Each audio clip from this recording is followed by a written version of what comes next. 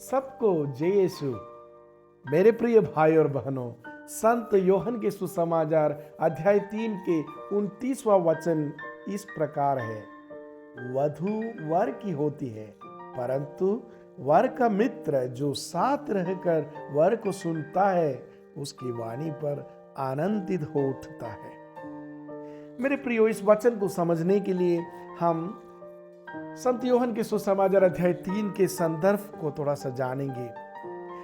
अध्याय 2 में काना के विवाह भोज और मंदिर में जो बिक्री करने वालों को वहां से यीशु मसीह जब भगाते हैं, हम उस वातावरण को बहुत सारे भीड़ के सामने होने वाले कोलाहल वाले एक वातावरण से अध्याय 3 में हम निकोदेमुस के साथ रात को एकदम शांतपूर्ण संवाद की ओर आते हैं। और बाद में हम देखते हैं कि योहन बपतिस्ता अपने चेले लोगों को यीशु मसीह के बारे में समझाते हैं। यानी एक शांत वातावरण में हम अध्याय 3 को पाते हैं। और अध्याय 3 का मर्म क्या है? अध्याय 3 के जरिए योहन अपने सुसमाचार से यह बताना चाहते हैं कि यीशु मसीह दुनिया का मुक्तिदाता है, यीशु मसीह ही उद्धार करता है। तो यहाँ पर हम देख सकते हैं कि ईश्वर दंड देने वाला एक राजा नहीं है, परंतु तरस खाने वाला एक ईश्वर है। तो यहाँ पर हम लोग सर्वप्रथम एक बात को समझना जरूरी है। यीशु मसीह के चेले लोग बढ़ते जा रहे थे और योहन बपतिस्ता के चेले लोग और उनका जो दल है सिकुड़ते जा रहा था। और यहां पर सर्वप्रथम मैं आपके सामने यही बिंदु को लाना चाहता हूं कि योहन बपतिस्ता अपने जीवन और अपने मिशन के शुरुआत से इस बात से बहुत ही स्पष्ट था कि उनका जो कार्य है वो यीशु मसीह के लिए साक्ष्य देने का कार्य है। मतलब मैं कौन हूं, मेरा लक्ष्य क्या है और मैं किस प्रकार अपने जीवन में संतुष्ट रहूंगा। मैं अपने मसीह के लिए रास्ता तैयार करूंगा और मसीह यीशु को इस दुनिया के सामने प्रस्तुत करूंगा। वही मेरा मिशन है। इस बात के बारे में योहन बपतिस्ता को एकदम दृढ़ और गहरा कन्विक्शन था। और दूसरी ओर हम देख सकते हैं कि यहाँ पर एक विवाह भोज के संदर्भ को फिर से लाते हैं।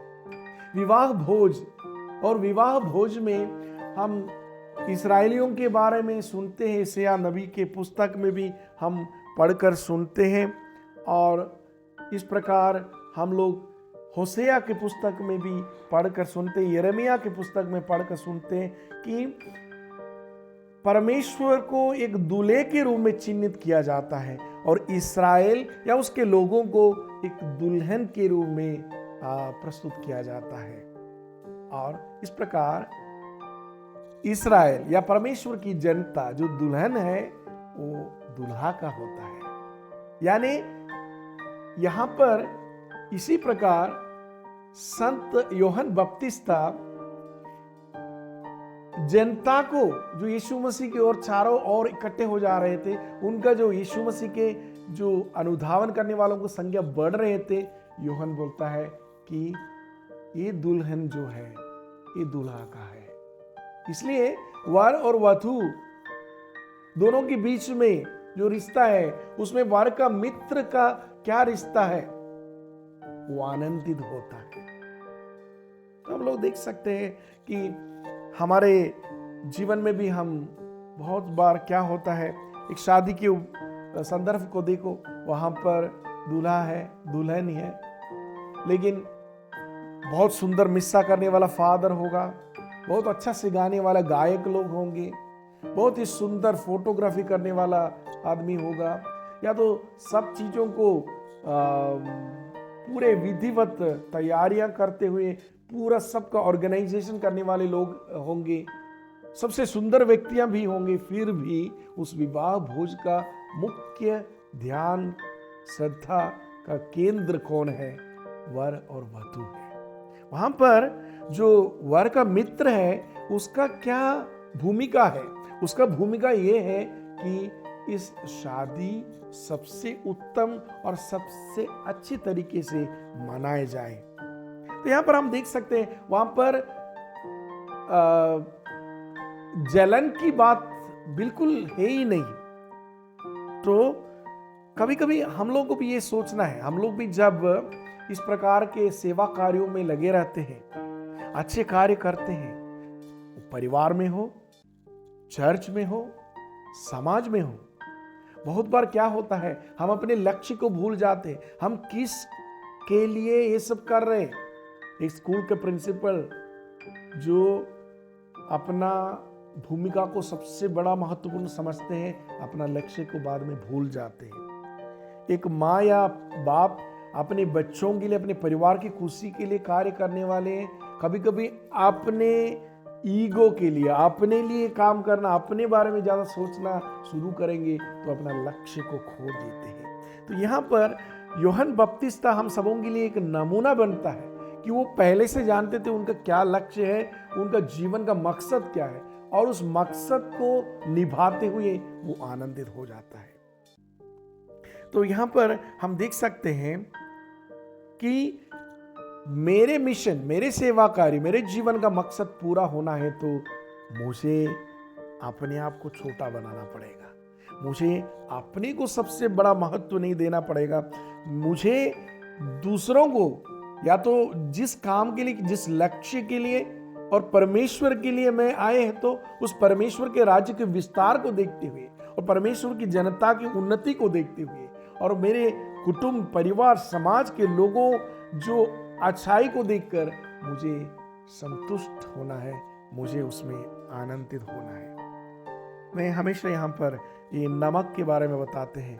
नमक होने से ही सब्जी या कुछ भी चीज स्वादिष्ट होता है, लेकिन नमक ज्यादा होने से भी गड़बड़ है, नमक कम होने से गड़बड़ है। और नमक कभी भी अपने रंग को नहीं दिखाता, वो पीछे छुप कर रहता है, लेकिन सब्जी को बहुत स्वादिष्ट बना देता है। उसी प्रकार हमारी भूमिका रहना चाहिए। हम अपने रंग को दिखाने के लिए, अपने आप को प्रोजेक्ट करने के लिए और अपने महत्व को पाने के लिए जब काम करेंगे, तब बिल्कुल हमारा मिशन फेलियर हो जाएगा। और यहाँ पर एक और चीज है, दूल्हे के आवाज को, वर के आवाज को सुनकर उसका मित्र आनंदित होता है।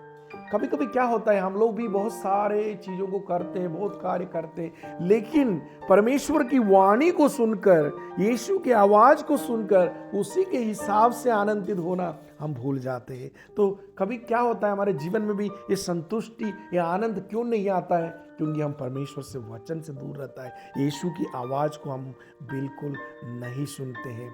मेरे प्रियो, आज हमें एक और छोटा सा चीज भी सोचना चाहिए। हर चुनाव जीतने के लिए नहीं लड़ा जाता है। कोई कोई चुनाव में, या हम बोल सकते हैं कि हारने के लिए कोई चुनाव नहीं लड़ते, लेकिन दूसरों को जिताने के लिए भी कभी कभी चुनाव लड़ना पड़ता है।